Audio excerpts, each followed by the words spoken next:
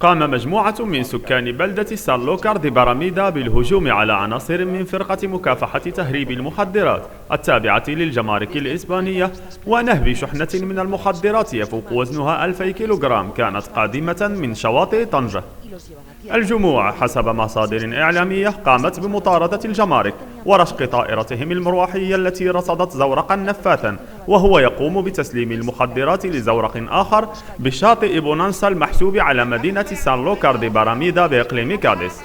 وبينما لاذ المهربون بالفرار قام العشرات من سكان شاطئ بونانسا بمطاردة الجمركي الذي نزل من طائرة الهليكوبتر التي قاموا برشقها أيضا بالحجارة مانعين إياها من إضاءة المكان بمصابيحها الكاشفة.